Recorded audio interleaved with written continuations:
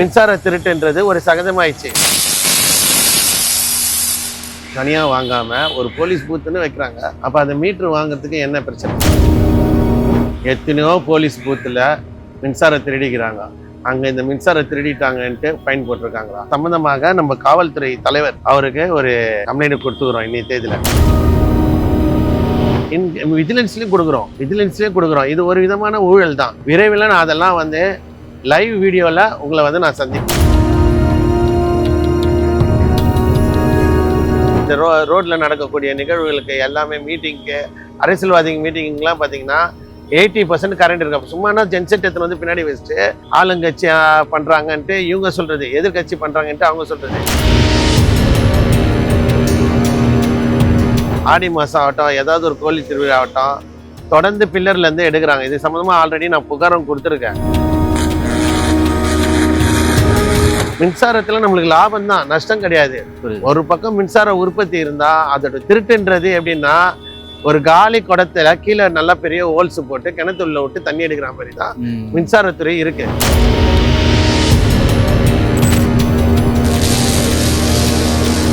ஏன்னா நிறைய திருட்டை கண்டுபிடிக்கலாம். ஒரு மீட்டிங் ஸ்பாட்ல ஒரு 10 EB ஆளுங்க போய் நிக்கணும், ரவுண்ட்ஸ் போகணும். அது போறதே கிடையாது.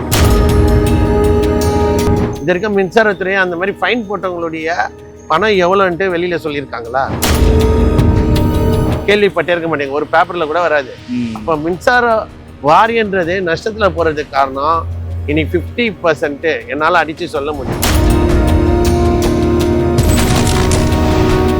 அதுலயும் ஒரு வீட்டுல இருந்து கரண்ட் எடுக்கிறாங்க, 50 வீட்டுக்கு அது போகுது. அப்ப அந்த 50 வீட்டுக்கு கரண்ட் கொடுக்குறவங்க ஒரு யூனிட் 10 ரூபான்ட்டு மறைமுகமா அவங்க சம்பாதிக்கிறாங்க.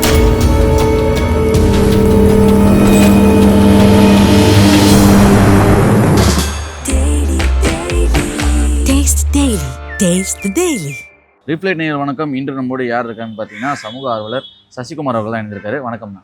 வணக்கம். இப்போ பார்த்தீங்கன்னா, சமுதாயத்தில் நடக்கக்கூடிய அனைத்து பிரச்சனைகளும் அரசு அதிகாரிகளுக்கு கொண்டுட்டு போகிறோம். அப்படி கொண்டுன்னு போகிறப்போ சில பிரச்சனைகள் நம்மளுக்கு வருது. அதையும் மீறி மக்களுடைய பிரச்சனையை முன்னிலைப்படுத்தி ஒரு ஊடக நண்பர்கள் மூலம் நம்ம நம்மளுடைய பிரச்சனையை நம்ம தீர்த்துக்கிறோம். ஓகேண்ணா. இப்போ பார்த்தீங்கன்னா நிறையாவே எலக்ட்ரிசிட்டி பற்றி தான் பிரச்சனை வந்துட்டு இருக்கு. நார்மலாக இருந்த கட்டணம் இப்போ ரொம்ப உயர்ந்துருச்சு. அதுக்கு என்ன காரணமாக இருக்கும்னு நினைக்கிறீங்க? இப்போ பார்த்தீங்கன்னா, மின்சார வாரியத்தில் வேலை செய்யக்கூடிய அனைத்து அதிகாரிகளுடைய மெத்தன போக்கு தான். தமிழகம் முழுவதும் மின்சார வாரியத்துறையில் இருக்கக்கூடிய அதிகாரிகள் முறையாக வேலை செய்யணும். சம்பளம் கொடுக்கலன்னு போனஸ் வேணும், அதை வேணும், இதை வேணும்ன்ட்டு கேட்குறப்போ அரசாங்கத்தை டிபெண்ட் பண்ணுறாங்க. ஆனால் பார்த்தீங்கன்னா, இன்னைக்கு மின்சாரம் எப்படியெல்லாம் திருடப்படுகிறது என்பதை எத்தனை மின்சார வாரிய அதிகாரிகள் பார்க்குறாங்க. இப்போ பார்த்தீங்கன்னா, நம்ம உதாரணத்துக்கு எங்கன்னா எதனா திருடுனா காவல்துறையில் புகார் கொடுப்போம். காவல்துறையே மின்சார திருட்டில் ஈடுபட்டால் யாரிடம் புகார் கொடுப்போம்? இப்போ பார்த்தீங்கன்னா, தமிழக காவல்துறை தலைவர் கட்டுப்பாட்டில் இருக்க அனைத்து மாவட்டத்திலையும் காவல் நிலையம் இருக்குது. அந்த காவல் நிலையத்தில் 61 டிஸ்ட்ரிக்டில் எல்லா காவல் நிலையத்துக்கு கீழே காவல்துறைக்கு பூத் இருக்குது. இப்போ ஃபஸ்ட்டு நம்ம பார்த்தீங்கன்னா, காவல்துறையிலேயே தமிழகம் முழுவதுமே மின் கட்டணம் என்பது கட்டாமல் இருக்காங்க. அவங்க கட்டாமல் இருக்கிறது எவ்வளோ பெரிய விளைவுகளை தருது. எத்தனை காவல் நிலையத்தில் மின்சார வாரியத்துக்கு மின்சார கட்டணம் கட்டாமல் எவ்வளோ பேர் வச்சுருக்காங்க. ஓகே, நீங்கள் இதை பற்றி நீங்கள் ஏதாவது ஆக்ஷன் எடுத்தீங்களா, ஏதாவது சொன்னீங்களா? இல்லை, நான் மின்சார வாரியத்துக்கு இப்போ புகார் தெரிவிச்சிருக்கேன். காவல்துறை உள்ள காவல் நிலையில் பல பேர் கட்டாமல் இருக்காங்க. அதை காவல்துறை தலைவர் தலையிட்டு கட்டணும். ரெண்டாவது பார்த்தீங்கன்னா, பல பூத்தில் 90% பூத்தில் மீட்ரு தனியாக வாங்காமல் ஒரு போலீஸ் பூத்துன்னு வைக்கிறாங்க. அப்போ அந்த மீட்ரு வாங்குறதுக்கு என்ன பிரச்சனை? அந்த மீட்ரு இல்லாமல் அழகாக பக்கத்தில் ஒரு லைன் போட்டு எடுக்கிறாங்க. இதுக்கு பேர் என்ன? மின்சார திருட்டா இல்லையா? அப்போ சாமானிய மக்கள் ஒரு வீட்டுல இருந்து பக்கத்து வீட்லயோ கரண்ட் திருடுனா மின்சார துறையிலேருந்து 50,000 1 லட்சம் பண்றாங்க. குறிப்பா பாத்தீங்கன்னா, இங்க பட்டியல் சமுதாய மக்கள் வாழக்கூடிய அனைத்து பகுதிகளில் நீங்க பாத்தீங்கன்னா கரண்ட் என்பது தனியா மீட்டர் இருக்காது. பக்கத்துல பக்கத்துல பக்கத்துல போட்டு எடுப்பாங்க. அப்படி பக்கத்துல போறது ஏதோ பெரிய திருட்டை கண்டுபிடிச்ச மாதிரி அவங்க ஒயரை நைட்ல போயிட்டு தூக்கி எடுக்கிறதும், அந்த யார் ஒயர் போட்டாங்களோ அவங்கள போலீஸ்ல கம்ப்ளைண்ட் பண்றதும் இந்த மாதிரி இருக்காங்க. ஆனால் மின்சார துறையில் இருக்கக்கூடிய மின்சார வாரியத்தில் இருக்கக்கூடிய விஜிலன்ஸ் ஆஃபீஸர்ஸ் ஒரு ஸ்டேஷன்லையாவது போயிட்டு நீங்கள் EB கட்டல, அதனால் உங்களுடைய கரண்ட்டை கட் பண்ணுறேன்னு சொல்லுவாங்களா? சரி, எத்தனையோ போலீஸ் பூத்தில் மின்சாரம் திருடிக்கிறாங்க. அங்கே இந்த மின்சாரம் திருடிட்டாங்கன்ட்டு ஃபைன் போட்டிருக்காங்களா? அப்போ சாமானிய மக்களுக்கு ஒரு சட்டம் இருக்குது, அதிகாரிகளுக்கு ஒரு சட்டம் இருக்கா? ஒரு துறையை இன்னொரு துறை நஷ்டம் பண்ணுறதுல எந்த விதத்தில் நியாயம்? இப்போ பார்த்தீங்கன்னா ஒரு வீடு கட்டுறாங்க, அந்த வீடுக்கு கட்டுறதுக்கு ஒரு கார்பரேஷன் லைன் எடுக்கணும்னா கூட பக்கத்தில் இருக்கிற பில்லரில் கரண்ட் போட்டுக்கிறாங்க. அவங்க பாட்டு வராங்க, ஒயரை போடுறாங்க. அந்த கரண்ட்டு எந்த கணக்கில் ஏதுவாங்க? இப்போ மின்சார வாரியமே ஒரு வீட்டுக்கு ஈபி கனெக்ஷன் கொடுக்கறதுக்கு நாங்கள் எங்கள் பொட்டி நாங்கள் கொடுத்துறேன்றாங்க. இப்போ மெட்ரோ வாட்டர் அதிகாரிங்க பார்த்தீங்கன்னா பைப் லைன் கனெக்ஷன் கொடுக்க நேராக வராங்க, டிரான்ஸ்ஃபார்மில் கரண்ட் திட்டுறாங்க. இப்போ நம்ம சொல்லக்கூடிய சப்ஜெக்ட் ஒன்று தான். காவல் நிலைய கட்டுப்பாட்டில் உள்ள அனைத்து காவல்துறையிலும் மின்சார கட்டணம்ன்றது கட்டப்படாமல் எவ்வளோ காவல் நிலையத்தில் இருக்குது. சம்மந்தமாக நம்ம காவல்துறை தலைவர், டிஜிபி தலைவர் அவருக்கு ஒரு கம்ப்ளைண்ட் கொடுத்துக்கிறோம் இன்னைய தேதியில். இந்த லெட்டரில் என்ன சார் மென்ஷன் பண்ணியிருக்கீங்க? இந்த லெட்டரில் அதுதான் காவல்துறை கட்டுப்பாட்டில் உள்ள 61 மாவட்டத்தில் இருக்கிற காவல் நிலையத்தில் கீழே இருக்க காவல் நிலையம்லாம் மின்சார பாக்கியை உடனே மின்சாரத்துறைக்கு கட்டணும். ஓகே. ரெண்டாவது, போலீஸ் பூத்துகளில் திருடப்படக்கூடிய அந்த கரண்ட்டு மீட்ரு இல்லாமல் எடுக்கக்கூடிய 90% பூத்தில் வந்து இந்த மாதிரி தான். நான் நிறைய ஆய்வு பண்ணுறதுல பல பூத்துங்களில் பக்கத்தில் ஒயர் போடுறாங்க. அப்போ என்ன ஆகுது? போலீஸே வந்து கரண்ட் திருடுறாங்க. ஸோ இந்த விஷயம் வந்து மின்சாரத்துறைக்கு மிகப்பெரிய இழப்பு, கோடிக்கணக்கான இழப்பு. ஏன்னா பல்வேறு மாவட்டங்களில் இது நடக்கிறதால குறிப்பாக சென்னையில் பார்த்தீங்கன்னா ஒரு ஏரியாவில் 4-5 பூத் இருக்கு, எல்லா பூத்லேயும் எடுக்கிறாங்க. அப்போ சென்னை கமிஷனர் வேப்பேரியிலையும் இந்த புகார் நம்ம கொடுத்துருக்கோம், அவருக்கும் தனியாக கொடுத்துருக்கோம், மெயிலாக அமைச்சிருக்கோம். ஒரு சின்ன திருட்டா பார்க்காம அரசாங்கத்துக்கு ஒரு இழப்பு இருக்கு. இவங்க மட்டும் இல்லை, பல துறையில இந்த மாதிரி சின்ன சின்ன விஷயமா இது பண்றாங்க. இதெல்லாம் மின்சார வாரியம் தடுத்து நிறுத்தினாலே மக்களுக்கு வந்து மின்சாரம்ன்றது குறைஞ்ச ரேட்ல கிடைக்கும். இது கம்ப்ளைண்ட் பண்ணிருக்கீங்க, இது எத்தனை நாள்ல ஆக்ஷன் எடுப்பாங்கன்னு நினைக்கிறீங்க? இது கண்டிப்பா ஒரு 15 நாள்ல ஆக்ஷன் எடுத்தே ஆகணும். இது சம்பந்தமா மின்சார வாரியத்துறையிலும் கொடுத்துருக்கோம், விஜிலன்ஸ்லயும் கொடுக்குறோம். இது ஒரு விதமான ஊழல் தான். மின்சார திருட்டுன்றது ஒரு ஊழல் தான். சாமானிய மக்கள் திருடுனா அது வேற, பெரிய அதிகாரிகள் திருடுனா. இப்ப பாத்தீங்கன்னா பெரிய பெரிய காம்ப்ளெக்ஸ்ல கதவு திறந்தே இருக்கும், ஏசி எல்லாம் வெளியே வரும். அப்புறம் நான் ஒருத்தர்கிட்ட போய் கேட்குறேன், என்ன சார் இந்த மாதிரி இவ்வளோ ஏசி போதே எப்படி? நான் இல்லைப்பா, அது லைன்மேன் கனெக்ஷன் இருக்குன்றாங்க. விரைவில் நான் அதெல்லாம் வந்து லைவ் வீடியோவில் உங்களை வந்து நான் சந்திப்பேன். ஆமாம் சார், எனக்குமே சில சந்தேகங்கள் இருக்குது. நம்ம வீட்டில் யூஸ் பண்ணுற பயன்படுத்துகிற கரண்ட்டுக்கு வந்து லைட்டு, ஃப்ரிட்ஜுக்கெலாம் வந்து பார்த்திங்கன்னா அதிக கட்டணம் விதிக்கிறாங்க. இதே நம்ம மால்லாம் வந்து பார்த்தீங்கன்னா ஏசி ஓடிட்டே இருக்கும், லைட் ஓடிட்டே இருக்கும், அதுக்கெல்லாம் பார்த்தீங்கன்னா கோடிக்கணக்கில் வராது. கிட்டத்தட்ட பார்த்தீங்கன்னா ஒரு 20-30% இருக்கிற மாலுங்களில் சில அட்ஜஸ்ட்மெண்ட் நடக்குது. அந்த ஏரியாவில் இருக்கக்கூடிய இபி கனெக்ஷன் ஹோல்டர்ஸ் வந்து அட்ஜஸ்ட்மெண்ட் பண்ணிட்டு அவங்கள முறை தவறி அந்த கனெக்ஷன் கொடுக்க வைக்கிறாங்கன்ற தகவலும் நம்மளுக்கு வந்திருக்கு.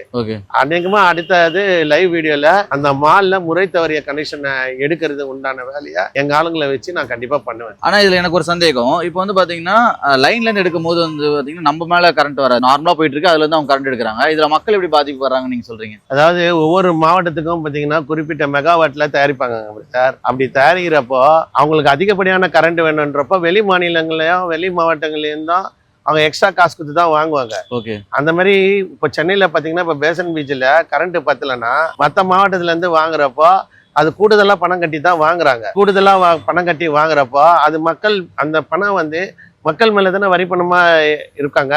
இப்போ இந்த மின்சார வாரியத்துக்கு பாத்தீங்கன்னா இப்போ பாருங்க, ஆடி மாசம் ஆகட்டும், ஏதாவது ஒரு கோயில் திருவிழா ஆகட்டும், தொடர்ந்து பில்லர்ல இருந்து எடுக்கிறாங்க. இது சம்பந்தமா ஆல்ரெடி நான் புகாரும் கொடுத்துருக்கேன்.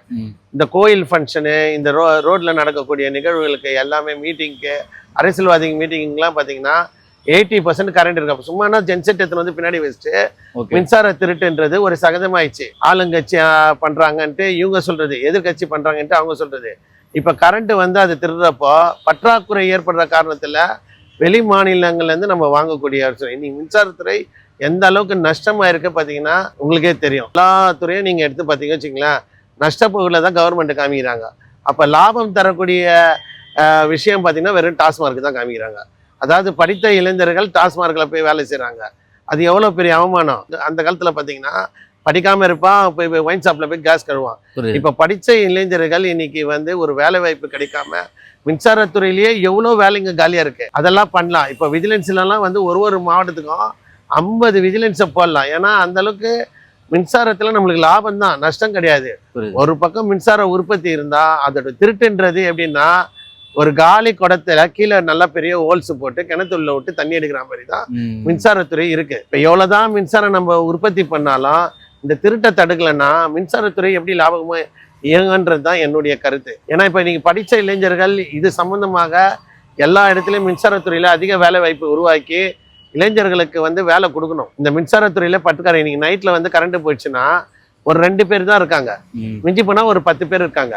அப்போ இதுலெல்லாம் ஃபில் பண்ணா மின்சாரத்துறையில வந்து லாபம் வரும்.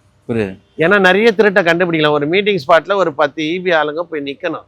அதே மாதிரி எங்கெல்லாம் மின்சாரம் திருடுறாங்கன்ட்டு நைட்ல ஒரு குறிப்பிட்ட டீம் ரவுண்ட்ஸ் போகணும். அது போறதே கிடையாது. கரண்ட் போனா மட்டும் அந்த 1912 ஹெட் ஆஃபீஸ்ல கொடுக்குறாங்க. ஹெட் ஆஃபீஸ்ல என்ன பண்றாங்கன்றே தெரியல. பல இடத்துல முறை தவறி கொடுக்குறாங்க. விஜிலன்ஸ்ல கண் துடைப்புக்காக பிடிக்கிறாங்க.